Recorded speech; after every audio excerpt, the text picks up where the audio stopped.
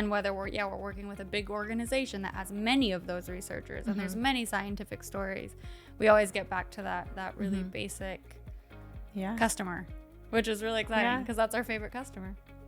Yes. Yeah. And I think that helps us get into why we're here today. Yeah. Doing this podcast. So it's really exciting to think of this from a place of education. So how can we help the people that we're currently working with use their stuff more effectively and just get their message out there about the really exciting work that they're doing?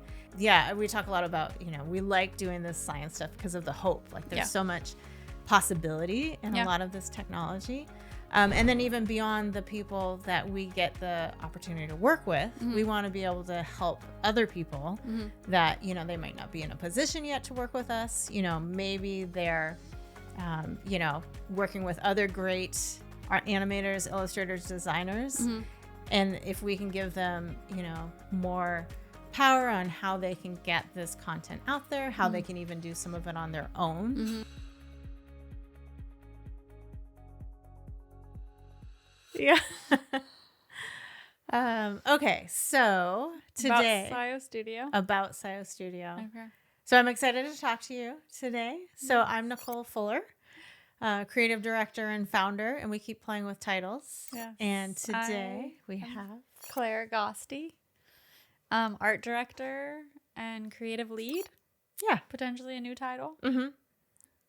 Or hats. Hats. Yeah. I think the saying is hats, but you could argue that pants are more essential. So we'll go with pants. I like that. I like that. Yeah. And I think it's pretty exciting. We're at the point now where we're still small. So the reason we get to play with titles is because we all do so many things. But we do have a good core group with us now. But many years ago, it started out as me. So I guess that would be 2008 is when I started.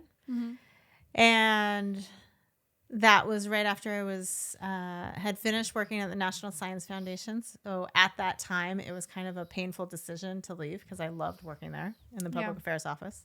And I got to be science illustrator, and by the time I left, I was doing some art direction. Cool. But I had managed to get enough clients with other groups that I was getting tired of working nights and evenings. And you were in DC at this point, Yeah, I was living in DC. Okay. So it's a great place for science, which I hadn't thought about before moving there. You think of government. Yeah. And I guess it makes sense. Now in retrospect, government funds so much science with NIH, NSF, and then the many different labs and universities that are there. So I went out on my own and stayed that way up until about 5 years ago. And so we have some history because we went to Lewis and Clark College at different times. Yeah. So we connected for you to help out with web design. And then we slowly decided. Reconnected. Yes. To really build SayoStudio together. So we've had some great people that have worked with us who've moved on. And we have a great core team now. And one thing, and stop me, I just keep talking. No, so if you want to jump in, perfect. Let me know. Yeah. I'll give a shout out to a business coach I worked with about 5 years ago. I guess 6 maybe now, Justine Clay. Yeah. And she really helps me recognize the things that I love to do. And she called it her finding your zone of genius. Cool. And I believe that she probably got that from some great books that I'm not certain of. We could check with her, but it helped me to reassess things. And I had gotten to the point at that point, kind of where I was with NSF, where I was so busy that I was killing myself trying to work in the evenings, work on the weekends. And at that point I had kids and my kids started asking questions like, "Mommy, did you stay up late working again? No. You're grumpy." Like, no, I want to be present for my kids and still enjoy what I'm doing and not be burnt out. So when we reconnected, it was just kind of the perfect timing to really try to take things off And up until that point, I had been doing science illustration. Mm-hmm. So working with... I remember when I came on, and I remember some of your first blogs or your initial blogs. Yes, and they're all about working with kids. Yep, all about being a woman entrepreneur with children. Yes. Yeah. Yes. And that was when somebody had told me that I needed to have a blog, but I wasn't quite sure who my audience was and who I should be talking to. So I just talked about what was important to me at that moment. Yeah. And that's what it was. Yeah. But yeah, so at that time I'd been doing a lot of science illustration and science animation, both for researchers in labs and more broader public outreach, science magazines, nonprofits, that sort of thing. And so I think it was exciting, and I'm excited to hear your take on it when you joined and we started bringing on more people, being able to think about the other services we could provide beyond just illustration and animation, which are our core still. They are still. But we do a lot more, and we're excited, I think, to continue providing the people that we work with kind of more of a holistic design approach. Which is more recent. Mm-hmm.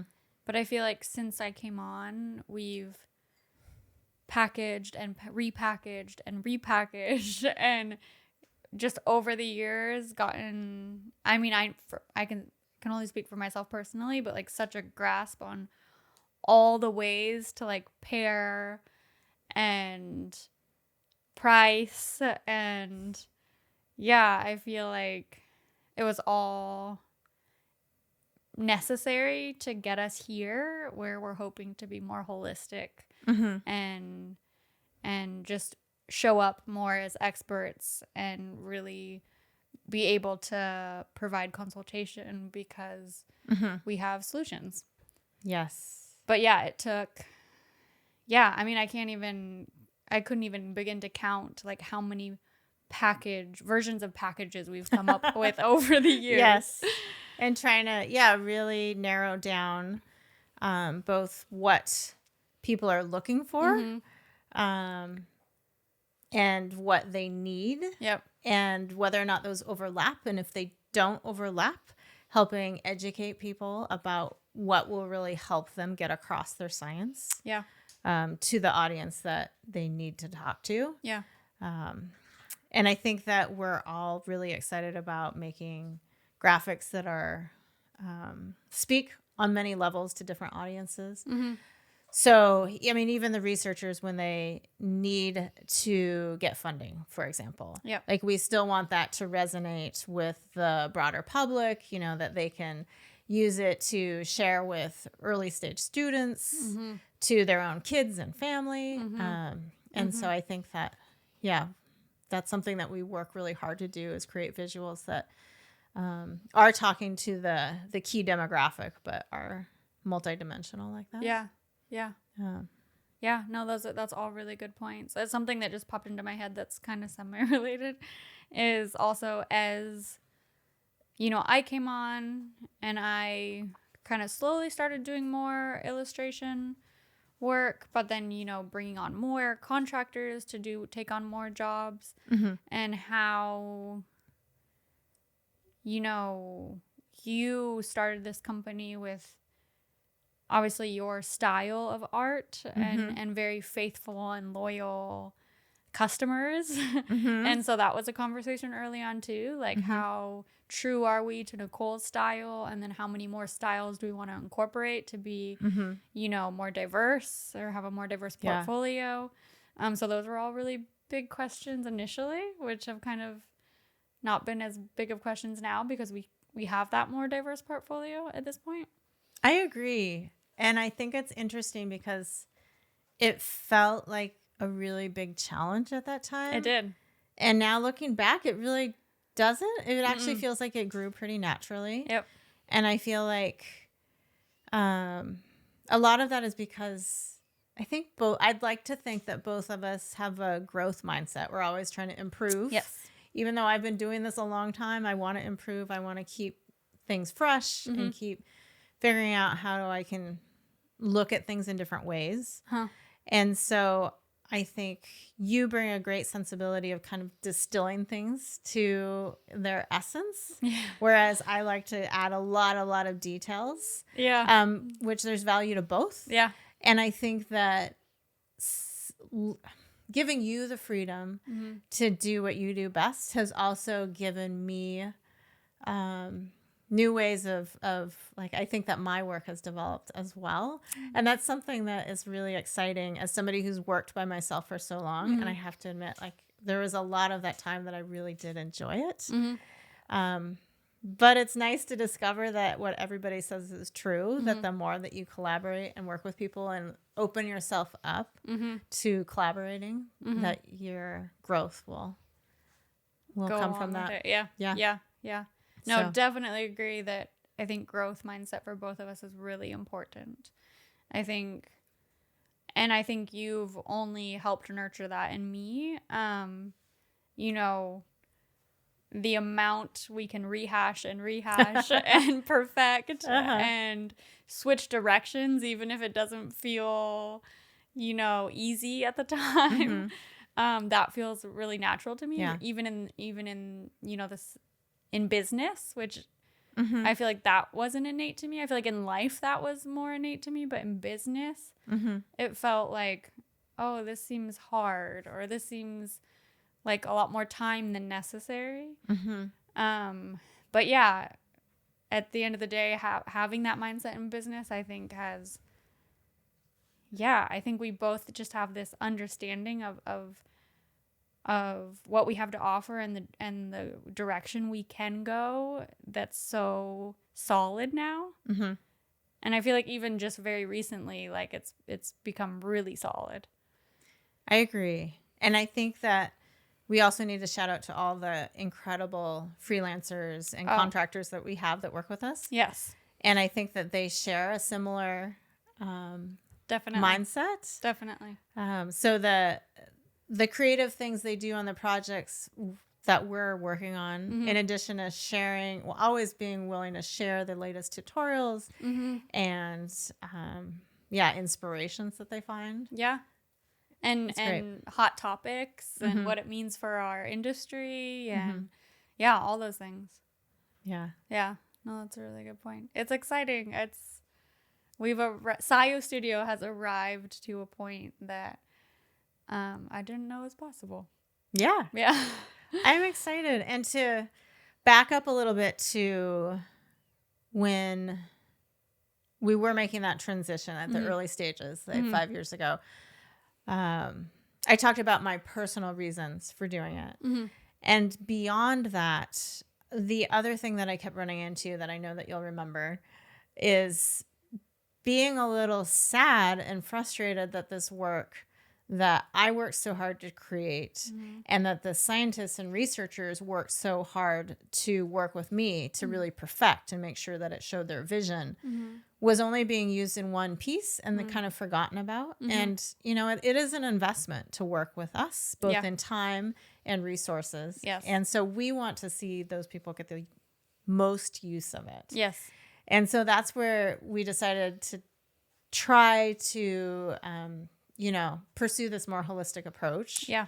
So that we can help them see all the different places. So, if they come to us and they need a figure to describe, this, pathway or ecology modeling that they're doing for a grant, like we want them to be able to use that in many different ways. So how can we incorporate those graphics in their slides, in their presentations, in their website, in their social media?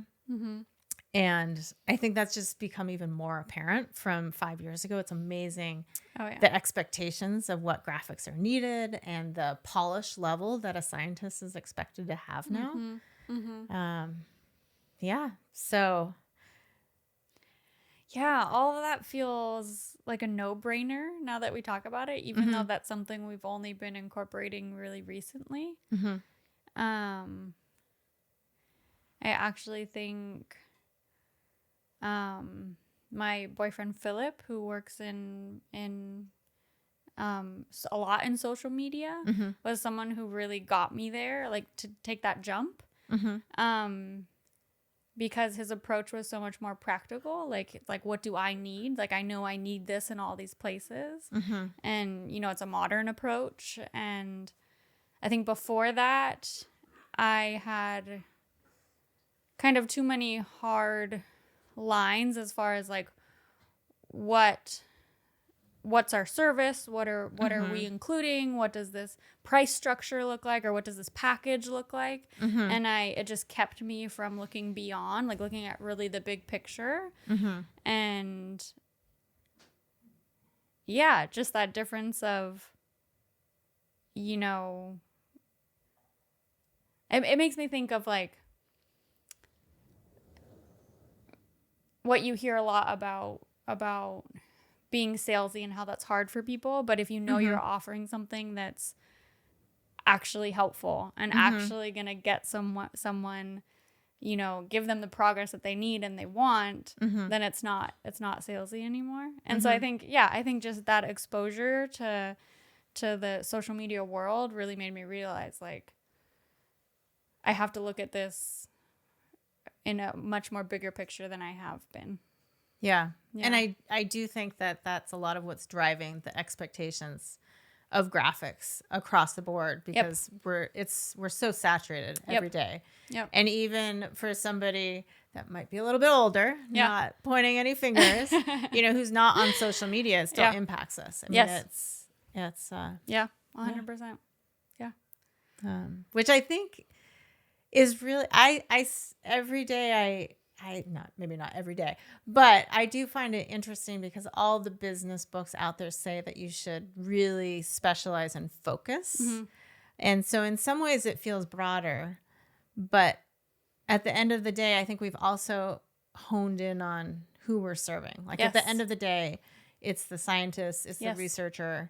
And even when we're working with the communications department, public affairs, it's the science story that we want to tell. And we want to help them do it in a way that fits with their overall messaging. And the researcher, the scientist, is always at the base of that. And whether we're working with a big organization that has many of those researchers and there's many scientific stories, we always get back to that really basic customer, which is really exciting because that's our favorite customer. And I think that helps us get into why we're here today doing this podcast. So it's really exciting to think of this from a place of education. So how can we help the people that we're currently working with use their stuff more effectively? And just get their message out there about the really exciting work that they're doing. And we talk a lot about, you know, we like doing this science stuff because of the hope. Like there's so much possibility in a lot of this technology.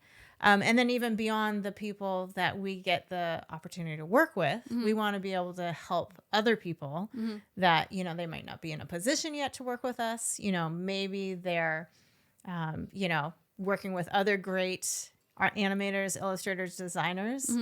And if we can give them, you know, more power on how they can get this content out there, how they can even do some of it on their own.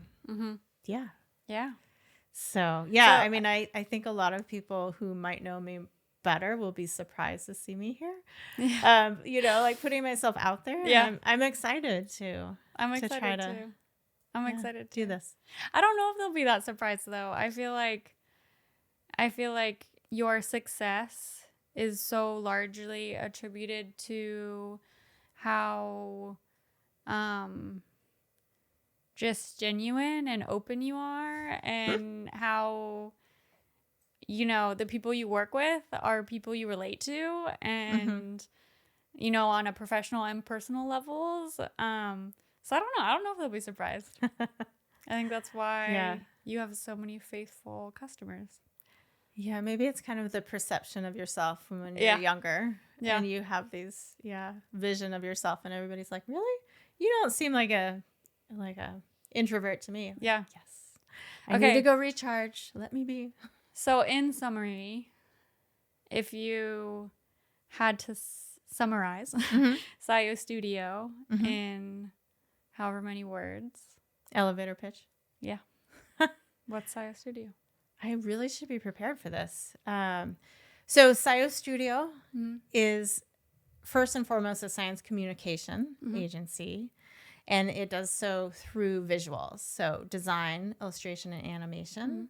And the wonderful thing from our perspective, and we hope from others too, is that we're all grounded in science, and we love science and want to help others understand it. And we think it's really important to have factual stuff out there while still capturing people's imagination, and doing so in a way that aligns with, a larger company's brand or with a scientist's, mission and vision, and really speaks to who they are and what science they're working to better understand.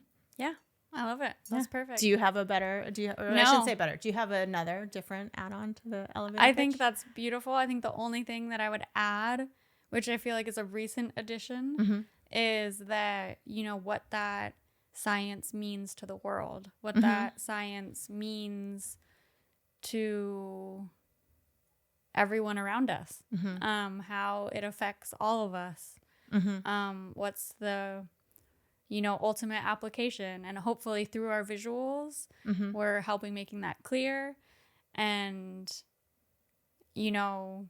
actively showing why science communication is so vital in everyday life, because it's all around us. It affects all of us every day in our health. Definitely. In how we travel, how we share, how our communities function. How we take care of the world around us. And the longevity of our planet. That would be big issues, really. Yeah, that would be my only addition. We are, as we've stated, we're new to this. We are just embarking on this journey of podcasts and YouTube videos, and we're really excited. And we want to hear from everybody watching, what you guys want to hear, what you guys want to see from us. Something we touched on in this quick summary about SayoStudio. If it struck a nerve, maybe why, and if we should expand on that specifically. But yeah, we have more information in the description on how to get in touch with us, and we hope to hear from you guys. Thank you. Yeah, I think this is something that we're excited to see where the interest lies, and talk about different things. And yeah, we definitely love to hear more about what people are excited about and interested in. Yeah. So, yeah. Thanks. Get in touch.